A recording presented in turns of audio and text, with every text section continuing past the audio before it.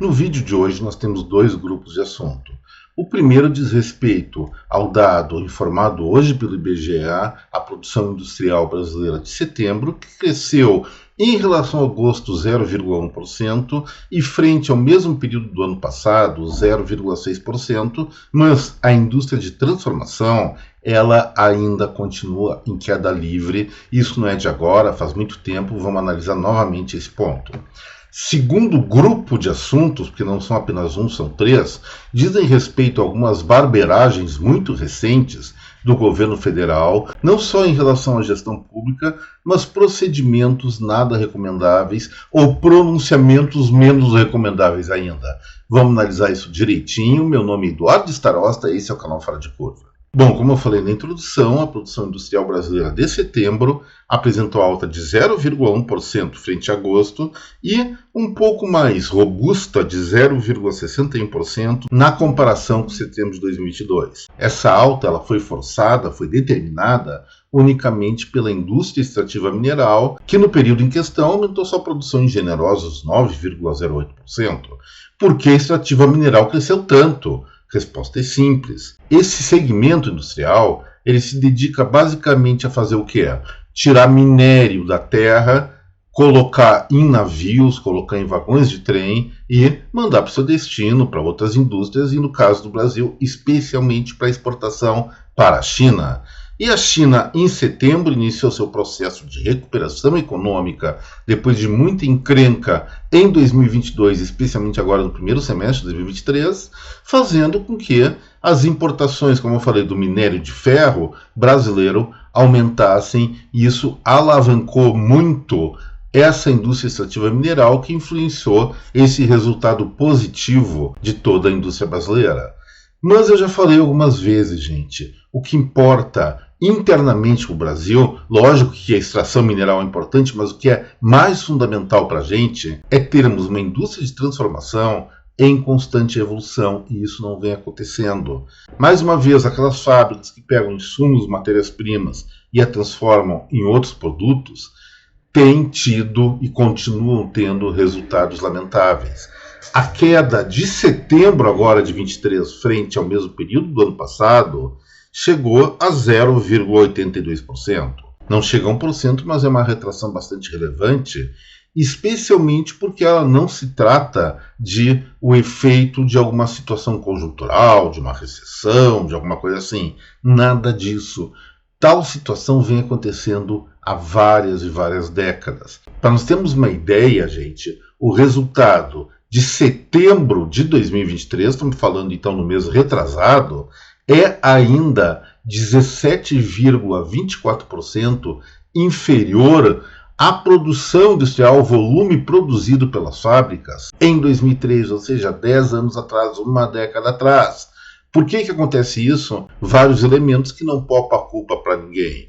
Podemos falar que é culpa do governo? Sim, impostos elevados, infraestrutura precária, burocracia, uma série de coisas. Podemos dizer que é culpa da educação? Sim, também. Má qualificação, especialmente do ensino profissionalizante, além de conhecimentos nas escolas fundamentais e médias, muito aquém das necessidades de qualificação da indústria moderna. Podemos dizer também, será que nós podemos dizer que a culpa é dos empresários? Também é dos empresários, especialmente das organizações corporativas que representam esses empresários. Eu digo isso porque esses grupos majoritariamente sempre defenderam protecionismo interno, ou seja, fugir da competição internacional, e isso fez com que a falta de concorrência gerasse grandes atrasos, grandes hiatos em tecnologia e em qualidade de nossos produtos, e chega um momento em que não tem mais como competir, essas empresas acabam ficando completamente sucateadas. O que é necessário fazer? Vou ter que admitir que ações de governo, não só no campo tributário, mas também na qualificação educacional e na infraestrutura são necessárias, mas, igualmente, as organizações privadas de apoio competitivo também têm que fazer seu papel e buscarem ser mais competitivas e não pressionarem tanto, não fazerem tanto lobby ridículo em relação à proteção de mercado. Talvez aí nós tenhamos uma saída mais coerente e duradoura e, evidentemente, criar mecanismos de incentivar a inovação no nosso país. Inovação realmente que traga novidades, que gere novas mercadorias de consumo global. Não firulinhas assim só para premiar o filhinho ou amiguinho desse daquele. E só para concluir, os principais gêneros industriais que registraram as maiores quedas, não só em setembro como nos últimos anos, são aqueles realmente que deveriam ser mais intensivos em tecnologia, mas estão defasados, além de enfrentar um problema aqui no mercado interno por conta de elevadas taxas de juros, e sim é um problema verdadeiro, além de ter uma perspectiva negativa em termos de consumo. Lembrando, gente, setembro é o mês que tradicionalmente a produção industrial chega no seu pico durante o ano, que é exatamente quando são processados os pedidos, especialmente de bens de consumo duráveis, para as festas de final de ano. Isso caindo em relação ao mesmo período do ano passado, mostra que o nosso Natal de 2023 não vai ser tão maravilhoso, não vai ser tão gordo como foi de 2022. Agora vamos para o segundo assunto do vídeo. E aí eu começo dizendo o seguinte: governar antes mesmo de colocar um programa de ação em pauta exige responsabilidade. Quem está na cara de um governo está ali para levar elogios e críticas. E se esse representante facilita críticas, certamente ele não vai ser poupado, não apenas pelos oponentes, como pela própria massa crítica da sociedade brasileira. E nós temos 3 exemplos nos últimos dias, ou entre ontem e hoje, do governo federal que realmente foram de doer, foram lamentáveis. E, eventualmente, espero que tenha recuperação, talvez não tenha. Primeiro vamos falar do presidente da Petrobras, o senador petista Jean Paul Prates. Ele é um sujeito meio controverso, tem algumas posições dele que eu acho realmente procedentes, outras sou completamente contra, mas ele fez algo aí que não tem discussão. Existia um gestor da Petrobras que foi demitido em 2019 por ter sido envolvido em atos, digamos assim, não muito honrados de corrupção no período de 2015 e 2016. O nome dele, Luiz Fernando Neria. O que aconteceu com esse sujeito? Com ligações prováveis com Jean Paul Prates ou com alguma pessoa próxima a ele, ele foi readmitido. Pela compliance ou pela regra de procedimentos éticos da Petrobras, ele não poderia, por conta das suas travessuras passadas, ocupar a posição de gestão. Então, Prates colocou ele numa situação de gerente interino, ganhando um saláriozinho um pouco modesto de apenas R$63 mil por mês. Mas o que está acontecendo? Por pressão do próprio presidente da República, talvez aí seja a ligação, essa pessoa está almejando ou está sendo candidatada a assumir novamente uma posição de gestão na Petrobras, que ele está naturalmente inabilitado por ter sido envolvido em corrupção no passado, como eu falei. Aí o que acontece? Mudanças, tentativas de mudança na regulamentação da compliance da empresa, e isso pega muito mal. É simplesmente pegar e fazer com que o lobo volte a gerenciar o galinheiro. Isso é muito mais que antiético. É reforçar e incentivar o banditismo. Espero que com a divulgação dessa informação que eu estou tratando, que foi publicada pelo portal Antagonista, eles realmente desistam de fazer essa vergonha. Mas nós brasileiros temos que abrir olho para ver se não existe mais desses casos que realmente vão colocar o governo atual, espero que não coloque, numa situação muito, mas muito vergonhosa, rememorando o passado, pelo menos do qual a maioria da população não tem nenhuma saudades. O custo que nós pagamos pelas corrupções ocorridas em meados da década passada, estamos pagando até agora, e não é nada salutar remontar esse esquema. Por falar em esquema, o Ministério de Minas e Energia está com uma tramóia muito da suspeita. O que eles pretendem fazer? Criar uma organização gestora para controlar preço de combustível no Brasil. Ou seja, eles já têm quase que um monopólio de definição do preço por atacado do diesel, do etanol, da gasolina, pela força que a Petrobras tem. A distribuição também eles detêm a maior parte. Agora querem fazer com que o posto de gasolina obedeça à definição de preço dele. É a mesma coisa que tabelar o preço do pãozinho em qualquer padaria aqui do Brasil. Poxa, cada empresa, por mais parecida que uma seja com a outra, tem custos diferentes, trabalha em locais diferentes, paga aluguéis ou impostos diferentes, enfim, as estruturas de custo variam, assim como a oportunidade de ganhar mais ou menos dinheiro, que é uma coisa natural do mercado. Se um posto de gasolina, um posto de combustível estiver com uma altíssima margem de lucro em algum local do país, certamente outros vão abrir o olho para aquele local e vão se instalar, gerando mais competitividade, forçando os preços para baixo. É assim que funciona o mercado. E no momento em que se faz uma intervenção para controlar preços, essa dinâmica acaba. Não vai haver mais investimento, não vai se gerar mais emprego e provavelmente o que vai acontecer? O que ocorre na Venezuela, na Bolívia e na Argentina, que partiram para esse tipo de política. Mercado clandestino, chamado mercado negro. Opa, eu não posso falar de mercado negro, porque o próximo assunto diz respeito à ministra Arielle Franco, e ela vai ficar ainda mais contrariada comigo.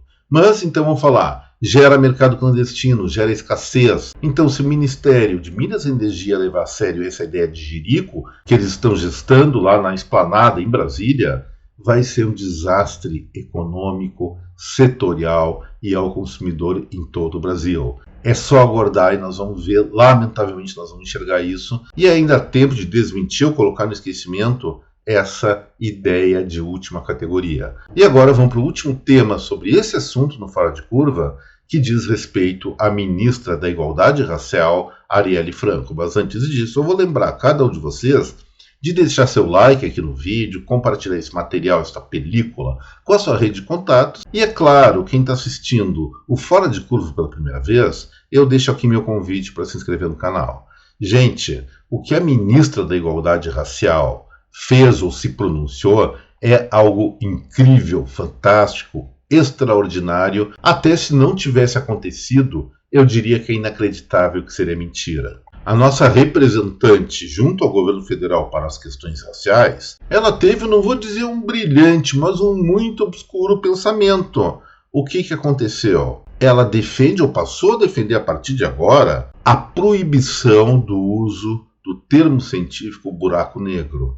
Para quem não sabe, acredito que a maior parte das pessoas tenha conhecimento, o buraco negro é um fenômeno espacial, um fenômeno do nosso universo, onde existe um centro gravitacional tão grande, mas tão grande, que essa força acaba absorvendo tudo que é matéria, inclusive a própria luz. E como absorve tudo isso, como eu falei, inclusive a luminosidade, o seu miolo é completamente escuro, é negro.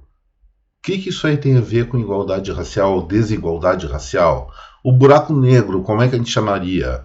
Buraco cor-de-rosa? Não, não é cor-de-rosa, é negro. Os cientistas de todo mundo, as pessoas de todo mundo, quando se referem a um buraco negro, chamam de buraco negro. Em inglês é black hole, ou seja, buraco negro traduzido do inglês. Em outras línguas é a mesma coisa. Por que essa besteira?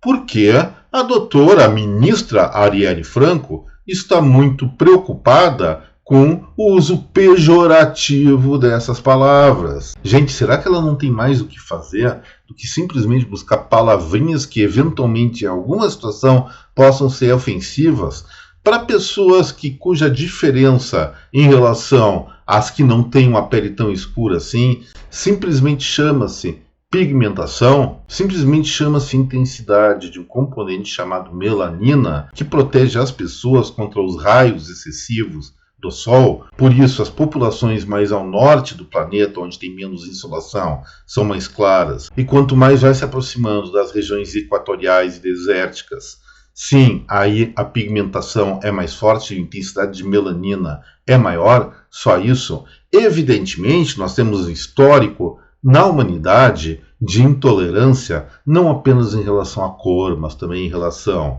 a gênero, em relação à religião e qualquer outra coisa que fizesse um povo aparentemente mais poderoso subjugar outro. Ainda bem que várias dessas motivações foram eliminadas, algumas outras não.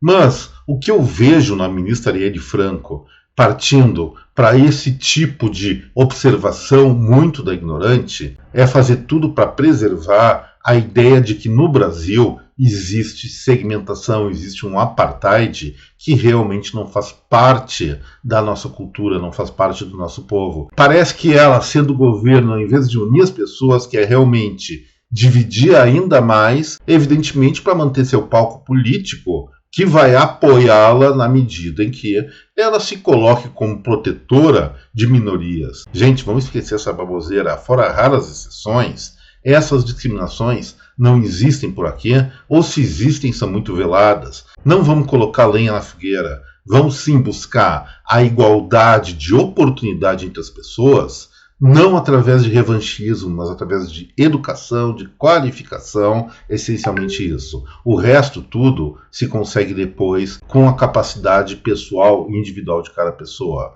Pessoal, o vídeo por hoje era esse, espero que vocês tenham gostado das abordagens que eu fiz, e se gostaram eu peço novamente pelo like, pelo compartilhamento e pela inscrição do canal aos que estão nos enxergando aqui pela primeira vez. Um forte abraço a cada um de vocês, um bom feriado de quinta-feira, até breve, tchau pessoal.